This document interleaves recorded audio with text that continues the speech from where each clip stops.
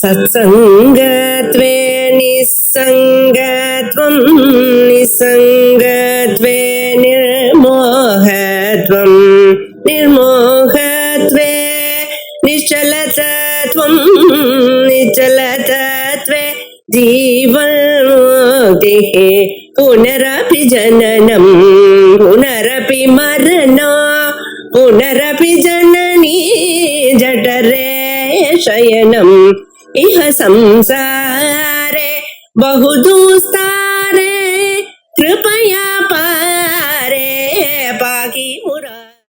श्री गुरुभ्यो नमः. श्री शंकर विजय मकरंदम ஐந்தாவது ஆஸ்வாதம் முதல் ஸ்லோகத்திலிருந்தே எடுத்து சொல்றேன். மகிமானனீய சரிதம் தததம் மகிமான மீட்ய மகிமால்ய பிருதः அவதாரபூதம் அவதான் நுவதாம் பவதாரணம் கிவபி வஸ்து முஹுஹு. இந்த ஸ்லோகத்துல சிவபெருமானுடைய அவதாரமாக பகவத்பாதால வச்சு அந்த பகவத்பாத ரூபமான அவதாரம் எங்களை காப்பாற்றட்டும் அப்படின்னு ஒரு பிரார்த்தனை. கிமபி வஸ்து அபூர்வமான ஒரு ஸ்வரூபம், பரமார்த்த ஸ்வரூபம். பகவத்பாதால தான் இப்படி சொல்றாரு, கிமபி வஸ்துன்னு. அபூர்வமானது, சாதாரணமா எல்லாருக்கும் தெரிந்த ஒரு வஸ்து இல்லை, ஒரு வித்தியாசமான அவதாரம் இது. மகி மானனீய சரிதம், பூமியை கொண்டாடுகிற சரித்திரத்தை கொண்டவர். அவருடைய சரித்திரத்தை கொண்டாடுறதுங்கிறது ஒருத்தர் ரெண்டு பேர் அப்படி இல்லை. மகி அப்படின்னு சொல்லப்படுற இந்த பூலோகமே அவருடைய சரித்திரத்தை கொண்டாடக்கூடியதாக இருக்கு. அப்பேற்பட்ட விசேஷமான சரித்திரத்தை கொண்டவர்.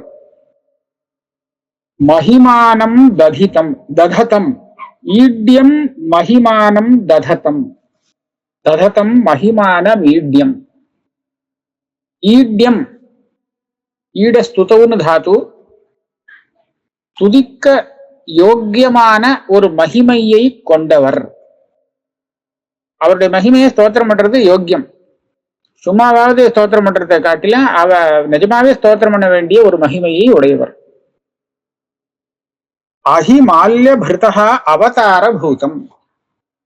அஹி அப்படிங்கிறது சர்ப்பம். சர்ப்பத்தை மாலையாக போட்டு கொண்டு இருக்கிறவர் யாரு? பரமேஸ்வரன் இல்லையா, சிவன். அதனால அஹி மால்ய பிருத்துன்னு அவரை சொல்றது. அந்த அஹிமால்ய பிருத்தான அந்த பரமசிவனுடைய அவதாரமாக இருப்பவர். அது மாத்திரமில்லை, நுவதாம் பவதாரணம். இந்த வஸ்து எப்படின்னு கேட்டா, வஸ்துன்னு சொல்றேன், அந்த பகவத்பாதாவில் தான். பகவத்பாதாவுடைய ஸ்வரூபம் எப்படின்னு கேட்டா, அவளை யாரு ஸ்தோத்திரம் பண்றாளோ அல்லது நமஸ்காரம் பண்றாளோ அவளுக்கு பவதாரணம், சம்சார சாகரத்திலிருந்து தாரணம் பண்ணி கொண்டு போய் விடக்கூடியது, முக்தியை கொடுக்கக்கூடியது. அப்பேற்பட்ட கிமபி வஸ்து முஹுஹு அவதாம், மறுபடியும் நிரந்தரமாக எப்போதும் எங்களை காத்து கொண்டே இருக்கட்டும், அது ரட்சிக்கட்டும் அப்படின்னு இந்த ஸ்லோகத்துல பகவத்பாதாளை பத்தின ஒரு மங்களாச்சரணம். இதுக்கு அடுத்தது ஒரு 5-6 ஸ்லோகம், அதுக்கும் மேல 10 ஸ்லோகத்துக்கு மேல இருக்கு. இந்த ஸ்லோகங்கள்லாம் அந்த கேரள தேசம், எந்த தேசத்துல பகவத்பாதாள் அவதாரம் எடுத்தாரோ அந்த தேசத்தினுடைய பெருமையை சொல்லக்கூடிய ஸ்லோகங்கள். குரு வம்ச காவியம் அப்படிங்கிற அந்த காவியத்திலேருந்து எடுத்துட்ட ஸ்லோகம் ஒரு 5 ஸ்லோகம், அது முன்னாடி இருக்கு. அதை முதல்ல படிக்கிறேன்.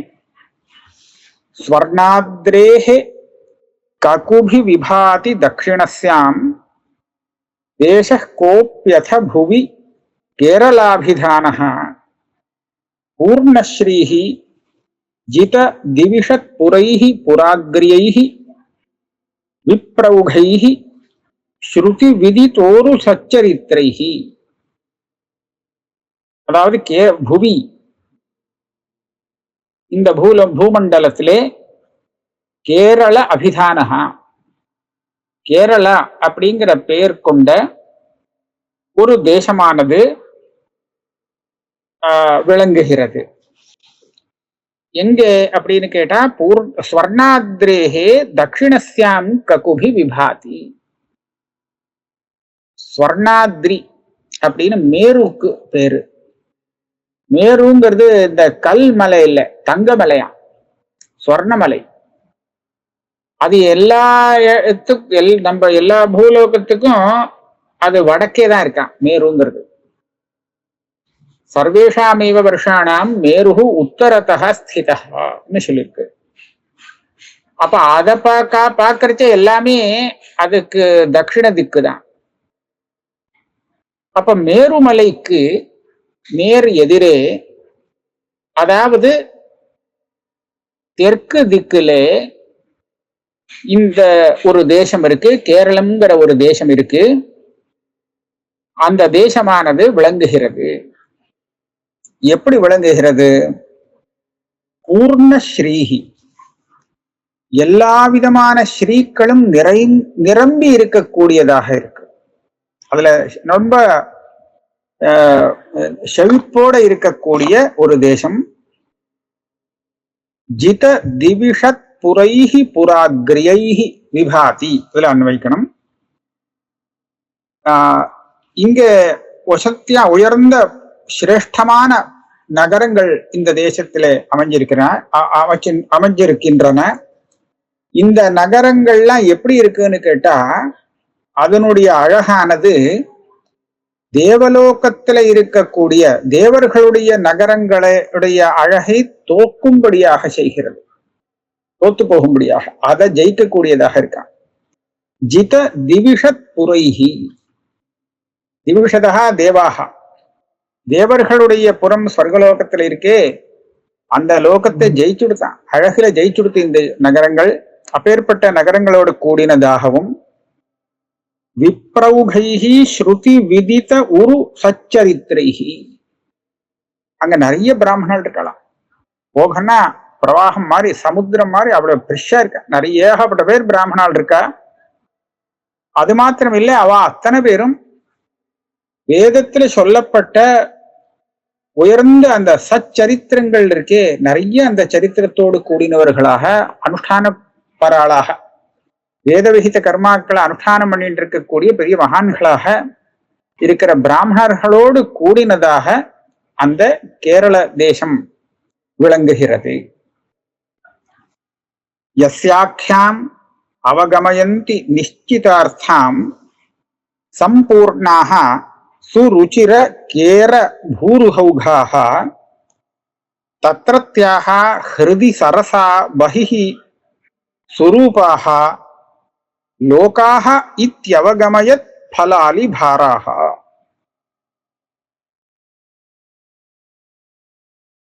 அதாவது இந்த தேசத்துக்கு கேரளம் அப்படிங்கிற இந்த பேர் ஒரு நல்ல பொருத்தமான அர்த்தமுள்ள பேரு. அது எப்படி? இந்த கேரளங்கிற சப்தத்துக்கு என்ன அர்த்தம் சொல்லணும் அப்படின்னு கேட்டா, அங்க உள்ள சிறப்புகளே நமக்கு இந்த கேரள சப்தத்துக்கு என்ன அர்த்தம்ங்கிறத தெரிவிக்கிறதாம். யஸ்ய ஆக்யாம் அவகமயந்தி, அந்த தேசத்துல இருக்கக்கூடிய நாம பார்க்கக்கூடிய இந்த சிறப்புகள் அந்த கேரள அப்படிங்கிற இந்த பேருக்கு அர்த்தத்தை நமக்கு தெரிவிக்கின்றன. எப்படி, என்ன என்ன அந்த மாதிரி அங்க இருக்கு அப்படின்னு கேட்டா, சம்பூர்ணாக சுருச்சிர கேர பூருஹௌகாஹ. பூருஹா, பூருஹானா பூமியில முளைக்கிறதுங்கிற காரணத்தினாலே மரங்கள்னு அர்த்தம். ஓகம்னா சமூகம், மரத்தின் மரங்களின் சமூகம். எந்த மரம்? கேர மரம். என்னது கேர மரம்? நாளிகேரா, நாளிகேரா, கேரா, இதெல்லாம் தேங்காய்க்கு பேர். தென்னை மரங்கள். கேர சப்தம் தென்னை மரத்தை சொல்லக்கூடியதாக இருக்கு. சம்பூர்ணாக, நிரம்பி இருக்கா, நிறைய இந்த தென்னை மரங்கள் அங்க இருக்கு. அதுலயும் ஒரு விசேஷம் என்னன்னு கேட்டா, தத்ரத்யாக அங்க இருக்கக்கூடிய இந்த மரங்கள் ஹிருதி சரசாக பகிஹி சுரூபாக லோகாக இது அவகமயத் பலாலி பாராக. அந்த இதெல்லாம் எப்படி இருக்குன்னு கேட்டா, நிறைய அங்க உள்ள மரங்கள் எல்லாமே அந்த ஏகப்பட்ட தேங்காய் காய்களோடு காய்ச்சி தொங்கிறது. பலாலி பாராக காய் தேங்காய்களுடைய பலம்னு சொல்றது. இது யாருக்கையில பலம்னு தமிழ்ல பழம்னு சொல்ல மாட்டேன், தேங்காய் தான் சொல்லுவேன். அந்த தேங்காய்கள் நிறைய வருஷா அதுல காய்ச்சிருக்கான். அப்படி இருக்கக்கூடிய அத்தனை பாரத்தோடு இருக்கக்கூடிய அந்த கேர விருட்சங்கள்லாம் நமக்கு என்ன தெரிவிக்கிறதுன்னு கேட்டா, அது எல்லாமே இளநீர்னு சொல்லுவோமோ. அதுல என்ன இருக்குன்னா, உள்ள ரொம்ப ருச்சியான நீர் இருக்கும். அதான் ஹிருதயத்துக்குள்ள நல்ல சரசமாக இருக்கும், ரசத்தோடு இருக்கும். வெளியில நல்ல ரூபத்தோடும் இருக்குமா. வெளியில பார்க்கறதுக்கு அழகாகவும் இருக்கும், உள்ள சரசமாகவும் இருக்கும். அப்ப அங்கே நமக்கு என்ன தெரியுதுன்னா, தத்ரத்யாக லோகாக அந்தூர் ஜனங்கள் உள்ள சரசர்களாகவும் வெளியில நல்ல அழகுடனும் இருப்பார்கள் அப்படிங்கிறத காண்பிக்கிறது. ஏகப்பட்ட அந்த கேர நாரிகேள சொல்லக்கூடிய அந்த தேங்காய்களை கொடுக்கக்கூடிய தேசமாக இருக்கிறதுனாலே இதுக்கு கேரளா அப்படிங்கிற பேரு பொருத்தமானதாக இருக்கிறது. தேசேன ஸ்வரபி சமம் ந சர்வதேதி வியாலோலாக கிரமுக மஹீருஹாக மகோச்சாக யத்ர ஏலா விரததி வதூப குஹ்யமானாக பத்ரஸ்ரீதரணிருஹ அன்விதாபிதானாக. இந்த ஸ்லோகத்துக்கு நான் இது எதுல இருந்து எடுத்தாரோ அந்த புஸ்தகத்தை பார்த்துதான் சரியான அர்த்தம் தெரிஞ்சுட்டேன். குருவம்ச காவியம் அப்படிங்கிற அந்த காவியத்திலேருந்து இந்த ஸ்லோகங்கள் எடுக்கப்பட்டிருக்கு. இப்ப அந்த புஸ்தகத்தை பார்க்கும்போதுதான் கரெக்டான அர்த்தம் தெரிஞ்சது.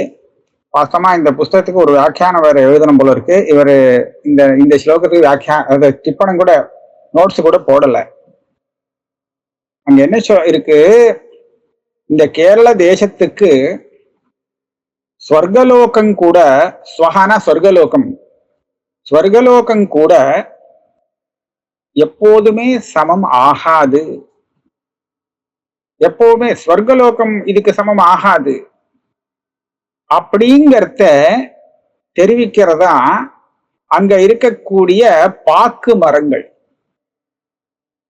அது எப்படி தெரிவிக்கிறது புரியவே புரியாது நமக்கு. இங்க பாக்கு மரங்கள் இருக்கு, அதனால அங்க இது இதுக்கு சமமாக அந்த சொர்க்கலோகம் கூட ஆகாது அப்படின்னு தெரியுறதுன்னா என்ன அர்த்தம்? அங்க பாக்கு மரம் கிடையாதுன்னு அர்த்தமோ தேவலோகத்துல அப்படின்னு நமக்கெல்லாம் முதல்ல தோன்றது. ஆனா அப்படி இல்லையா. அந்த பாக்கு மரங்கள் வியாலோலாக காத்துல அசையறதா. அசையும் போது எப்படி அசையறது? இப்படிதானே அசையறது. அப்படின்னா இல்லே அப்படின்னு அர்த்தத்துல தானே இப்படி கையை அசைப்பா, மண்டை அசைக்கிறது. ஆஹா, இல்லவே இல்லை. என்ன இல்லவே இல்லை அப்படின்னு சொன்னா, இந்த தேசத்துக்கு சமமாக அந்த சொர்க்கலோகம் ஆகவே ஆகாது அப்படிங்கறத அந்த பாக்கு மரங்கள்லாம் அசைஞ்சுண்டு அசைச்சு தலையை அசைச்சு காண்பிக்கிறதா. ரொம்ப அழகான கல்பனையா இருக்கு. ஆக இது அந்த புஸ்தகத்தை பார்த்ததுனாலதான் எனக்கு தெரிஞ்சுது. அங்க அசைஞ்சு ஆடும் அந்த என்ன விருட்சங்கள், பாக்கு மரங்கள் என்ன காண்பிக்கிறதுன்னு சொன்னா, இந்த தேசத்துக்கு ஸ்வர்க்கம் சமம் ஆகாது அப்படின்னு தலையை அசைச்சு சொல்றதா. யாலோலாக கிரமுக மஹீருஹாக மகோச்சாக. தென்னை மரத்தை விட அந்த பாக்கு மரம் இன்னும் உயரமா வளரும். ஒத்தையா அது பாட்டுக்கு வளர்ந்து போயிட்டு இருக்கு. பார்த்தா வேடிக்கையா இருக்கு. தென்னை மரத்தை விட ஒல்லியா இருக்கு, ஆனா உயரமா அது பாட்டுக்கு மேல போறது. யத்ர ஏலா விரததி வதூப குஹ்யமானாக பத்ரஸ்ரீதரணிருஹ அன்விதாபிதானாக. பத்ரஸ்ரீஹி அப்படின்னு சந்தனத்துக்கு பேரு. ஆக சந்தன மரங்கள், தரணிருகான விருட்சங்கள், இந்த சந்தன விருட்சங்கள் அங்க இருக்கு. அந்த சந்தன விருட்சங்கள்ல இந்த ஏலக்காய் இருக்கோ இல்லையோ, இது கொடியா ஏலக்காய். இந்த ஏலா விரததி வதூஹு, ஏலா விரததி கொடிங்கிறது ஸ்ரீலிங்கம். வல்லீத்து விரதத்திர் லதா, லதான்னு சொல்லுவோம். ஆனா விரக்ஷான்னு சொன்னா புல்லிங்கம். இந்த கொடிகள் அந்த விரக்ஷத்தை சுத்திக்குமா. அதை எப்படி கவி வர்ணிக்கிறான்னு சொன்னா, இந்த விரதத்தினா இந்த லதை, ஏலக்காய் கொடிகள் என்கிற வதூக்கள் சந்தன மரம் என்கிற பர்த்தாவை அப்படியே சுத்தின் இருக்கு. அதாவது ஆலிங்கனம் பண்ணிட்டு இருக்கா மாதிரி இருக்கு, அதை சுத்தின் இருக்கு. தரணிருகா உபகுஹ்யமானாக பத்ரஸ்ரீ தரணிருகா அன்விதாபிதானாக. அந்த பத்ரஸ்ரீங்கிற பேரு அந்த சந்தனத்துக்கு அழகாக அமைஞ்சிருக்கு. ஏன்னா அப்பேற்பட்ட அந்த ஸ்ரீயை கொண்ட அந்த வாசனையான விரததிகள், அந்த லதைகள் அதோடு சேர்ந்து இருக்கு. மாகந்தாக திருட பரிரப்த நாகவல்யா மாங்கல்யம் புவி பகுலம் விபாசயந்தி யத்ரைவம் பனசமுகாதிக துருமால்யா. ஒரு 2 எழுத்து விட்டு போயிருக்கு. இங்க எழுத்து குறைஞ்சிருக்கே அப்படின்னு பார்த்தேன். அதனாலதான் அந்த புஸ்தகத்தை பார்க்கணும்னு தோணுது. பார்த்தா ஒரு 2 எழுத்து விட்டு இருக்கிறது தெரிஞ்சுது. சந்தாபி ரவிரபி நேதி போதயந்தி. மாகந்தாகனா அதுக்கு என்ன அர்த்தம் பண்ணியிருக்காருன்னா மாமரங்கள். இதான் மாகந்தாக. திருட பரிரப்த நாகவல்யா, அந்த வெத்தலை கொடிகள் அதுல நிறைய ஏறி இருக்கான், சுத்தின் இருக்கு. அது அங்க இருக்கிற பூமிக்கு அதுக்கு உள்ள மாங்கல்யம், மங்குளத்தன்மையை பகுலம் விபாசயந்தி. அந்த விசேஷமான ஆம்ர விருட்சமும் அதை சுத்தின் இருக்கக்கூடிய வெத்தலை கொடிகளும் அந்த தேசத்தில் உள்ள மங்களத்தன்மையை வெகுவாக நமக்கு தெரிவிக்கிறது, பிரகாசப்படுத்துறது. எத்திர ஏவம் பனசமுகாதிக துருமால்யா. இந்த மாமரம் மாத்திரம் இல்லை, பனச அப்படின்னு சொன்னா பலாமரம், பலாமரம் முதலிய பல மரங்களுடைய அந்த ஆளி வரிசைகள் அந்த வழியா போகிறவாளுக்கு என்ன தெரிவிக்கிறதுன்னு சொன்னா, இந்த ஊர்ல ரவிரபி சந்தாபினா, ரவிகினா சூரியன் கூட தாபத்தை கொடுக்காது அப்படிங்கிறத காண்பிக்கிறதான். ஆஹா, அந்த ஊர்ல அப்படி உள்ள ஒரு மரங்களை பிரமாதமா வர்ணிச்சிருக்காரு. அந்த மரங்களுடைய நிழல்ல ஆனந்தமா போலாம். சூரியன் இந்த ஊர்ல நம்மளுக்கு தாபத்தை கொடுக்காது. இதி போதயந்தி. இப்படியாக அந்த தேசத்தை வர்ணிச்சுட்டு அதுக்கப்புறம் அங்க உள்ள நதியை வர்ணிக்கிறார். நிலா மருத்பிருதா சேதி தத்ர நத்யௌ விராஜதா நிலாயாம் சம்பரக்ரோடம் பாசத்தே சாஸ்துராஸ்பதம். நிலா மருத்விருதா அப்படின்னு 2 நதிகள் அந்த கேரள தேசத்திலே பிரவகிக்கிறது. அதுல நிலாங்கிற நதி இருக்கே, அங்க சம்பர குரோடம் சாஸ்து ஆஸ்பதம் பாசத்தே. சாஸ்தானா ஐயப்பன் தானே. அந்த ஐயப்பன் அவருடைய அந்த ஐயப்ப சுவாமியுடைய ஒரு கிரகம், ஆஸ்பதம்னா அவர் இருக்கக்கூடிய கிரகம், அதாவது கோவில். அவருடைய மலையானது அங்கே நிலா நதி கரையிலே ஒரு பர்வதத்து மேல இருக்கு. பாசத்தை அங்க விளங்குகிறது. இதே மாதிரி இன்னொரு க்ஷேத்திரம் இருக்கான். நாவா க்ஷேத்திரம் ஹி தஸ்யாஹி தீரே தீப்யதி முக்திதம் பவனம் பத்மநாபஸ்ய புவனத்ரய பாவனம். அங்க நாவாக்ஷேத்திரம்னு ஒரு க்ஷேத்திரம். நான் என்ன நினைக்கிறேன், இது திருவனந்தபுரமா இருக்குமோன்னு நினைக்கிறேன். அது பார்க்கணும், எனக்கு தோன்றது. ஏன்னா அங்க வந்து பத்மநாபஸ்ய பவனம் அப்படின்னு சொல்லியிருக்கார். பத்மநாப சுவாமி அப்படின்னு அங்கதானே சொல்றோம். அதனால அந்த நதியுடைய தீரத்திலே முக்தியை கொடுக்கக்கூடிய ஒரு பவித்திரமான க்ஷேத்திரம் அங்க இருக்கு. அதுல புவனத்ரய பாவனம் பத்மநாபஸ்ய பவனம் தீப்யதி. பத்மநாப சுவாமியுடைய அந்த கோவிலானது 3 லோகத்தையும் பவித்திரம் பண்ணக்கூடியதாக அங்கே விளங்குகிறது, அங்கே பிரகாசிக்கிறதா. சூர்ணீதிச்ச அபராக்யாதா தீரையோர் உபயோர் நதி அதிஸ்வச்ச ஜலா தத்தே புண்ணியான் பகுசுராலயான். அதே மாதிரி சூர்ணி அப்படின்னு ஒரு நதி இருக்கான். இந்த சூர்ணி நதி இருக்கே, இந்த நதியுடைய 2 கரைகளிலும் நிறைய தேவாலயங்கள் இருக்கு. சூர்ணி இது ஏகா நதி, ஒரு நதியானது அங்க பிரசித்தமாக இருக்கிறது. அந்த நதியுடைய 2 தீரங்களிலும் 2 கரைகளிலும் புண்ணியான் பகு சுராலயான் தத்தே, புண்ணியமான பல கோவில்கள் இருக்கு. இந்த நதியும் ரொம்ப சொச்சமான தண்ணீரை கொண்டது. இங்க சின்னதா ஒரு இது போட்டிருக்கார், டிப்பன் நோட்ஸ் போட்டிருக்கார். இந்த நிலா மருத்விருதா அப்படின்னு 2 நதியை பத்தி சொல்லும் போது, நிலா அப்படிங்கிற அந்த நதி இப்போ பாரத புழ அப்படின்னு சொல்லி சொல்ல விவகாரத்துல இருக்கு, இந்த பேர்ல இருக்கு. மருத்விருதா சூர்ணி அப்படின்னு அப்புறம் 2 சொல்லியிருக்கார். அது என்னன்னு கேட்டா பூர்ணா ஆலுவாய் புழ, அப்புறம் பெரியார்னு ஒண்ணு இருக்கு போல இருக்கு. இதெல்லாம் இந்த பேர்ல இந்த காலத்துல விவகாரத்துல இருக்கு. சம்பரக்ரோடம் அப்படின்னு ஒண்ணு சொன்னாரு, அது சம்ர வட்டம் அப்படிங்கிற பேர்ல அங்க இந்த ஐயப்பன் இருக்கிற இடத்திற்கு அந்த மாதிரி ஒரு பேர் இருக்கு போல இருக்கு, சம்ர வட்டம்னு போட்டிருக்காரு.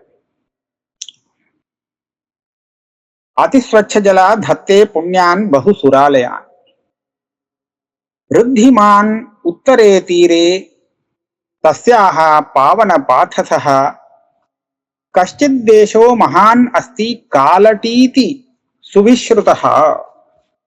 இப்ப சொன்னோமே அந்த நதி சூர்ணி நதியா பெரியாரோ ஏதோ ஒரு நதி இப்போ சொல்ற நதி, அந்த நதிக்கு உத்தரே தீரே 2 பக்கமும் தீரம் இருக்குன்னு சொன்னார்.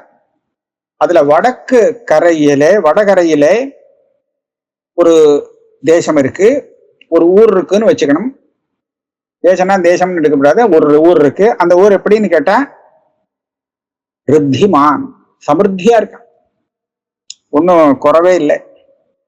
பாவன பாதசகாங்கிற நதிக்கு விசேஷனம், பவித்திரமான தண்ணீரை கொண்டது, ஜலத்தை கொண்டது. பெரிய ஒரு நகரம் இருக்கு, காலட்டி அப்படின்னு அதுக்கு பேராம். சர்வ வேதார்த்த நிபுணைஹி சர்வ சாஸ்திர விசாரதைஹி சர்வ ஆசிரம ரதைஹி சாந்தைஹி அன்விதா விப்ர சத்தமைஹி. இந்த காலடி எப்படி இருக்குன்னு கேட்டா அங்க இருக்கிறவா ரொம்ப வசதியா இருக்கலாம். சர்வ வேதார்த்த நிபுணைஹி, வேதார்த்தங்கள்லாம் பூர்ணமா நன்னா தெரிஞ்சு கொப்பளிக்கக்கூடிய வித்வான்கள் அங்க இருக்கா. சர்வ சாஸ்திர விசாரதைஹி, நல்ல சாஸ்திரஜான்லாம் இருக்கா. அந்த எல்லா ஆசிரமத்து ஜனங்களும் அங்க இருக்கலாம். சர்வ ஆசிரம ரதைஹி, பிரம்மச்சாரியம் இருக்கா, கிரகஸ்தாலம் இருக்கா, வானப்பிரஸ்தா சன்னியாசிகள் எல்லா ஆசிரமக்காராலும் இருக்கா. எல்லாரும் சாந்தமா இருக்கலாம். சாந்தைஹி அன்விதோ விப்ர சத்தமைஹி, அத்தனை பேரும் அந்த பிராமணர்கள், உத்தமமான பிராமணர்கள் நிறைய இருக்கக்கூடிய நகரம் அது. இதுக்கு ஏன் காலட்டி அப்படின்னு பேர் வந்தது அப்படின்னா, காலட்டிங்கிற சப்தத்துக்கு ஒரு உற்பத்தி கொடுக்கிறார் இவர். ஜந்தோஹோ யதாஸ்ரிதாத் காலஹா டீகதே பய விஹ்வலஹா இதி ஹேதோர் வதந்தி ஏனம் காலடீதி விசக்ஷணாஹ. காலஹா டீகதே, இந்த தேசத்தை, அதாவது இந்த நகரத்துல அவன் ஒருத்தன் ஆசிரிச்சுட்டானே ஆனால் காலன் இவனை பார்த்து பயந்து போயிடுறானா. சரி, இவனுக்கும் நமக்கும் சம்பந்தம் இல்லை, இவனை நாம இழுத்துட்டு போக முடியாது அப்படின்னு சொல்லி இவங்கிட்டேந்து விலகி போயிடுறானா. அதனாலதான் காலஹா டீக்கத்தே பயவிஹ்வலஹா, அதுவும் பயந்து போயிடுறானா. இவங்கிட்ட இவனெல்லாம் இழுத்துன்னு போக முடியாது அப்பேற்பட்டவன். ஏன்னா அங்க உள்ள பகவானுடைய அனுகிரகம் அவ்வளவு பலமானது. அங்கே மார்க்கண்டேயருக்கு பகவான் அனுகிரகம் பண்ணி இந்த காலன் அவரை அவனுக்கு டைம் முடிஞ்சு போச்சுன்னு போய் இழுக்க போய் பெரிய ஆபத்துல மாட்டின்றதாக கதை இருக்கு இல்லையா. அதனாலே இப்பேற்பட்ட பகவத் அனுகிரகத்துக்கு பாத்திரமானவர்கள் கிட்ட பயந்துதான் இருக்கணும் காலன்.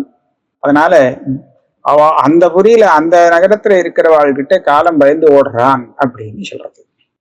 அதனாலதான் காலடி அப்படின்னு பேரு.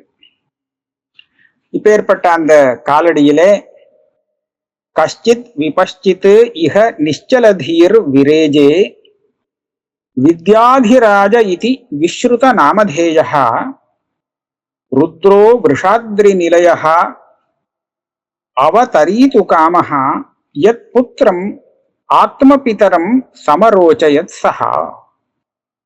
அந்த ஊர்ல ஒரு பெரிய விபஷ்சித்னா வித்வான், நிச்சலதீஹி ஒரு ஸ்திரமான புத்தி உடையவர், கலக்கம் இல்லாத ஸ்திரமான புத்தியுடையவர், வித்யாதி ராஜா அப்படின்னு அவரை சொல்லுவா. விஸ்ருத நாமதேயா அப்படி பிரசித்தமானவர் அங்க இருந்தாராம். விருஷாத்ரி நிலையா ருத்ரஹா, அந்த விருஷாத்ரியில இருந்த சிவபகவான் அவதரீது காமஹா, சங்கரராக அவதரிக்கணும் அப்படிங்கிற அந்த அவதார காலகட்டத்திலே இந்த வித்யாதிராஜன் பிரசித்தமா இருந்த இவருடைய புத்திரனை தான் தனக்கு அப்பாவாக வரித்து கொண்டார். அதாவது சங்கரருடைய தாத்தா இது வித்யாதிராஜா. இவர் தான் சொல்ற, கேரளேஷு பிரதி பிராமண கிரகம் விசிஷ்டம் நாமதேயமஸ்தி, சங்கர பிதாமக கிரகம் கைப்பள்ளி இது நாம்னா பிரசித்தம். அங்க ஒவ்வொரு கிரகத்துக்கும், கிரகம்னா பரம்பரையா அவளுக்கு அந்த கிரகத்துக்கே பேரு உண்டான். அந்த விதத்திலே சங்கராச்சாரியருடைய இந்த பிதாமகருடைய கிரகம் கைப்பள்ளி அப்படின்னு அந்த ஊர்ல பிரசித்தமாக இருக்கான். ஆக அவருடைய பையன்தான் சிவகுரு. அந்த சிவகுருவை தனக்கு பிதாவாக்கி கொண்டார் இந்த அவதாரத்திலே பரமேஸ்வரன். புத்ரோபவத் தஸ்ய புராத்த புண்ணியைஹி சுப்ரம்ம தேஜாஹ சிவகுர்வபிக்ஷஹ ஞானே சிவோ யோ வச்சனே குருஹு தஸ்யான்வர்த்த நாமா கிருத லப்தவர்ணஹ. ஞானே சிவோ யோ வச்சனே குருஸ்தஸ்யான்வர்த்த நாமா கிருத லப்தவர்ணஹ. இந்த வித்யாதிராஜன் ஒரு பெரிய பண்டிதரை சொன்னோமே, அவருக்கு ஒரு பையன். அவர் எப்படி வந்தார்னு சொன்னா, புறா ஆத்த புண்ணியி, ஜென்மாந்தரத்துல பண்ணின நிறைய புண்ணியங்களால கிடைச்சவர்.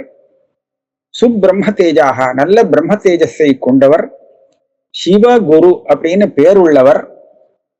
சிவகுருங்கிற பேர் அவருக்கு சார்த்தகமாக இருக்கு. எப்படின்னு கேட்டா, ஞானே சிவஹா, சிவனுக்கு சமமானவர் ஞானத்துல. அதே சமயத்துல ஞானே சிவஹா யஹா வச்சனே குருஹு, பேச்சுல ப்ரஹஸ்பதிக்கு சமானமானவரா.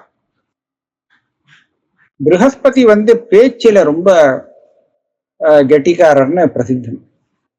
ப்ரஹஸ்பதிங்கிற அந்த சப்தத்துக்கு வியாக்கரணப்படி பிருஹதி வாக், அந்த வாக்குக்கு அதிபதியாக இருக்கார் அப்படிங்கறதாலதான் ப்ரஹஸ்பதினு பேரா. ஆக பேச்சுல ப்ரஹஸ்பதிக்கு சமானம், அவ்வளவு ரொம்ப வசதியானவரா இருந்தார். அதனாலதான் சிவ குரு, குருன்னு ப்ரஹஸ்பதிக்கு பேரு. ஆக சிவ குரு இந்த பெயரானது அவருக்கு பொருத்தமாக அமைஞ்சது. அன்வர்த்தநாமா கிருத லப்த வர்ணா, லப்தவர்ணனா நல்ல பிரசித்தமானவர், நல்ல புகழோடு அவர் இருந்தார். சப் பிரம்மச்சாரி குருகேகவாசி தத்காரியகாரி விஹிதான்ன போஜி சாயம் பிரபாதஞ்ச ஹுதாச சேவி பிரதேன வேதம் நிஜம் அத்தியகீஷ்ட. இந்த சிவகுருவானவர் பிரம்மச்சாரியாக இருக்கும்போது குருகுலத்துல வாசம் பண்ணிண்டு குருகேகவாசி, குரு சொன்ன காரியங்களை செய்து கொண்டு, குருக்கு சுசுரூஷ பண்ணிட்டு தான் வேதாத்தியனம் பண்ணணும்னு நியமம். அவர் சொன்ன காரியங்களை செய்து கொண்டு விஹித அன்னபோஜி, விதியை மீறாமல் விதியால எப்படி சொல்லியிருக்கோ அந்த விதிப்படி அன்னத்தை சாப்பிட்டு கொண்டு, சாயம் பிரபாதஞ்ச ஹுதாச சேவி, சாயங்காலத்திலையும் பிராத்த காலத்திலையும் சமிதாதானம் அப்படிங்கிற அந்த காரியத்தை பண்ணிட்டு இருந்தார். சந்தியாவதனமும் உபலட்சணம், சந்தியாவதனம் சமிதாதானம் ரெண்டு விடாம பண்ணிட்டு இருந்து, இப்பேர் விரதேன வேதங்களை அத்தியனம் செய்வதற்கு விரதம் சில நியமங்கள்ல சொல்லப்பட்டிருக்கு. அந்த நியமத்தோடு நிஜம் வேதம் அத்தியகீஷ்ட, தன்னுடைய வேதத்தை, அவளுக்கு பரம்பரையா ஒரு வேதம் இருக்கும் இல்லையா, அந்த பரம்பரையா வந்த வேத சாக்கையை குருகுலத்திலே அத்தியனம் செய்தார். 14 ஸ்லோகம் எடுத்து நம்ம இன்னைக்கு இதோட வச்சுப்போம். நம்ம சங்கர பகவத்பாதாளுடைய அப்பாவை பத்தி இப்போ படிச்சுட்டு இருக்கோம். இனிமேதான் சங்கர பகவத்பாதாள் வரணும்.